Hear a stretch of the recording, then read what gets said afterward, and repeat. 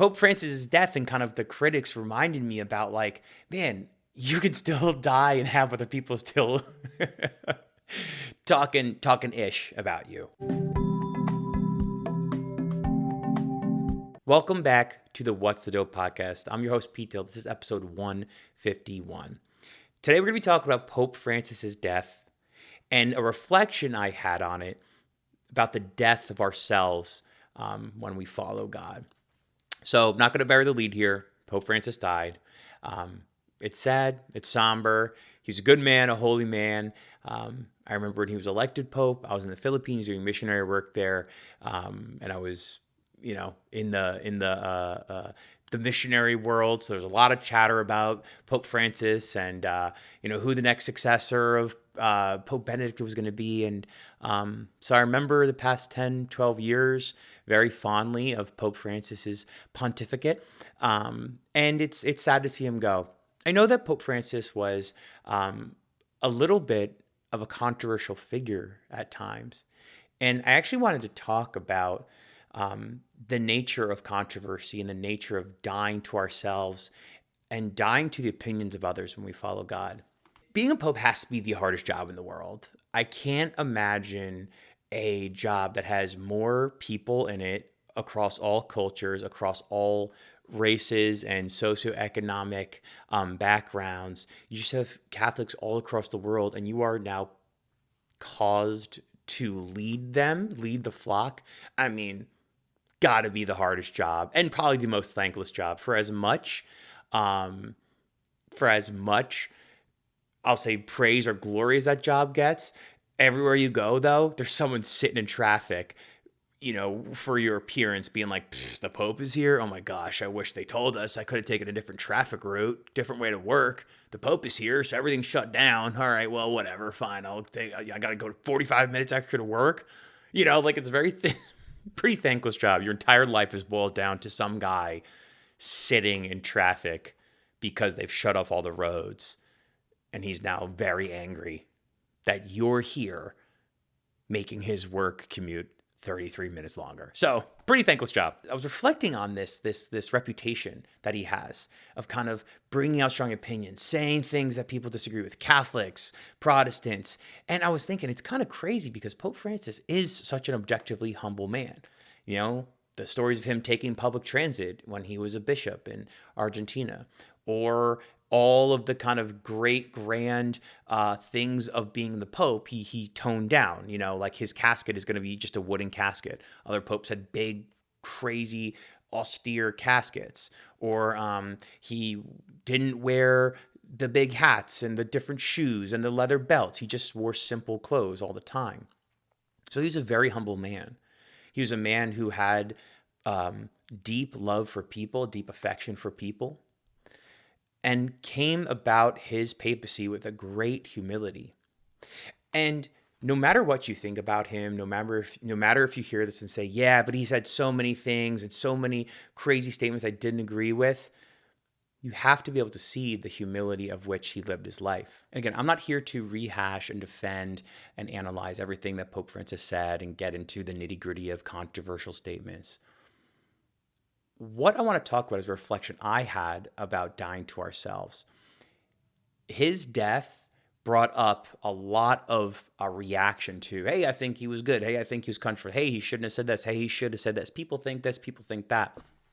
And I was thinking to myself, man, this guy was the Pope, and when he dies, people are still like bashing him. People that don't like him are still bashing him. People are saying, whoa, okay, well, he was good, but he should have done this. It's like you could literally be the Pope, and you still have people thinking you're not doing good enough. You are the Pope. You could reach the pontificate of the Catholic Church, and you'll still have people saying you're not good enough, you're not doing it right. I think sometimes the need to be liked and the need to please others can get in front of the death to ourself and the death to our ego. And that can be really hard. Like the walk with Jesus is ultimately a death to ourselves and a death to our ego, and that our will becomes God's will. And when we're trying to please other people, we're trying to get the respect and praise of other people, and we put that first and foremost, we're always going to be chasing it. We're never going to be satisfied.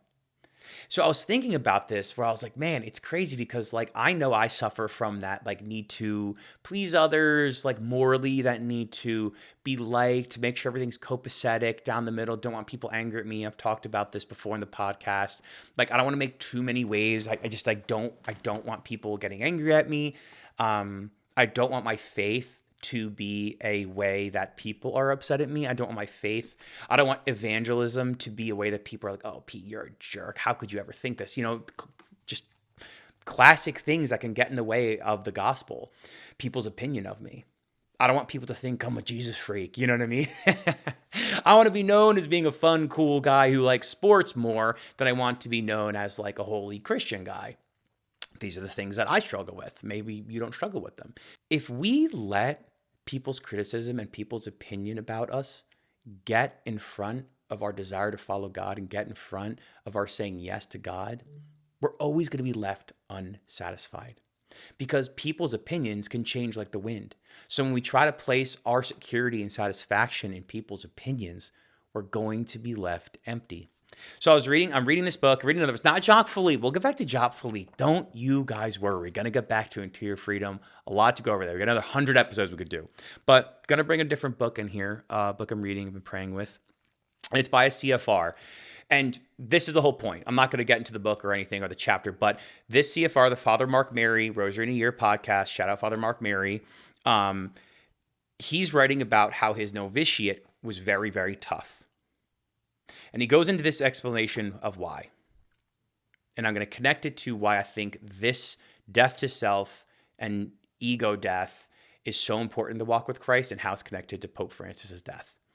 In our CFR community, if the novices were pampered and protected from daily crosses, they would be unable to do hard things and give their lives away. As a result, they would ultimately experience sadness and disappointment in religious life. They would be unable to live the way they have been called to as a Franciscan. Without learning to die, they would never learn a new way to live. Without learning to die, they would never learn a new way to live. Okay, very, very powerful on so many levels. Father Mark Mary is describing that in the novitiate era of his discernment, it was very, very challenging, but it stretched him in ways and pushed him in ways that he could understand why and how to pick up his cross in daily life. And if he didn't, and if he hid from, and if they just hid from those during their discernment process, he said people would be sad with religious life. They'd be left unfulfilled. But I think that's really, really important. At least for me, I was reflecting on, it was really important for me to reflect on the fact that, hey, like, we can't judge how we're going to live our life on other people's opinions. We can really only judge how we're going to live our life on God's like will for us. And so we have to stay connected to God in prayer, in our lives, and not like run away from the truth of that. So imagine you're the Pope, or imagine you're in your life and you're thinking about other people's opinions, what they're saying about you. But we don't answer to other people's opinions. We answer to God. And I think, imagine if Pope Francis was just constantly trying to like talk about his critics. It'd be nonstop. It'd be back and forth and back and forth and back and forth and back and forth. He didn't feel the need to, like, he didn't have to go back and forth with his critics. And God is ultimately his judge. He ultimately answers for his life. But I just think that, like, it reminded me about how in our walk with Christ, we have to die to ourselves. And that if we're constantly chasing the approval and praise of other people, we're going to be left unfulfilled, like Father Mark Mary says. We have to understand the daily cross and understand that our will needs to conform to God's will to really have satisfaction. So, like, we can't get caught up in the other people, opinions, comparison. What would they say? What would they say? Because there's no freedom in that. There's only a prison of, what if I do this? And then they'll say this. And if I do this, they'll say that. And if I do that, they'll say this. So Pope Francis's death and kind of the critics reminded me about, like, man, you could still die and have other people still talking ish about you. So I just was like, okay, this is a good like reflection I was having the other day about like I need to make sure I'm picking up my cross and knowing that like ultimately Jesus is the one that I answer to and that my will needs to conform with his. So that's my reflection for today. Rest in peace, Pope Francis. Let me know what you think about, opinions of others, how we can die to ourselves a little more in this walk with Christ, and how we shouldn't let other people's opinions kind of dictate how we act, and ultimately we answer to God, just like how Pope Francis ultimately answers to God. So I'd love to hear your thoughts on that. Drop me a comment, DM, a text, anything. That's going to be it for me today. Hope you all are great, doing great. You have a great week. Talk to you later. Peace. Bye.